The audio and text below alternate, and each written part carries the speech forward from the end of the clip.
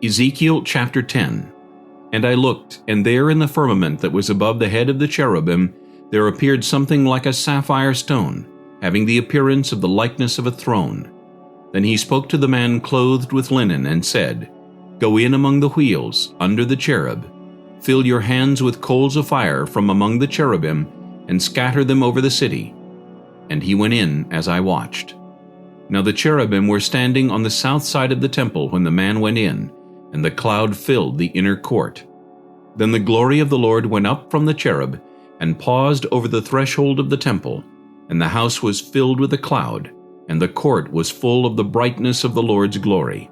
And the sound of the wings of the cherubim was heard even in the outer court, like the voice of Almighty God when he speaks.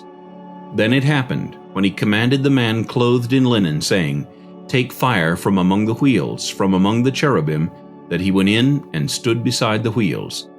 And the cherub stretched out his hand from among the cherubim to the fire that was among the cherubim, and took some of it, and put it into the hands of the man clothed with linen, who took it and went out.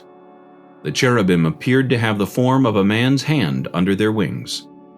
And when I looked, there were 4 wheels by the cherubim, 1 wheel by one cherub, and another wheel by each other cherub. The wheels appeared to have the color of a beryl stone. As for their appearance, all 4 looked alike, as it were, a wheel in the middle of a wheel. When they went toward any of their 4 directions. They did not turn aside when they went, but followed in the direction the head was facing. They did not turn aside when they went. And their whole body, with their back, their hands, their wings, and the wheels that the 4 had, were full of eyes all around. As for the wheels, they were called in my hearing wheel. Each one had 4 faces.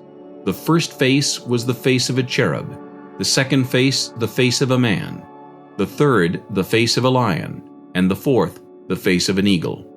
And the cherubim were lifted up. This was the living creature I saw by the river Chebar. When the cherubim went, the wheels went beside them, and when the cherubim lifted their wings to mount up from the earth, the same wheels also did not turn from beside them. When the cherubim stood still, the wheels stood still, and when one was lifted up, the other lifted itself up, for the spirit of the living creature was in them. Then the glory of the Lord departed from the threshold of the temple and stood over the cherubim. And the cherubim lifted their wings and mounted up from the earth in my sight. When they went out, the wheels were beside them, and they stood at the door of the east gate of the Lord's house, and the glory of the God of Israel was above them. This is the living creature I saw under the God of Israel by the river Chebar, and I knew they were cherubim. Each one had 4 faces, and each one 4 wings, and the likeness of the hands of a man was under their wings. And the likeness of their faces was the same as the faces which I had seen by the river Chebar, their appearance and their persons. They each went straight forward.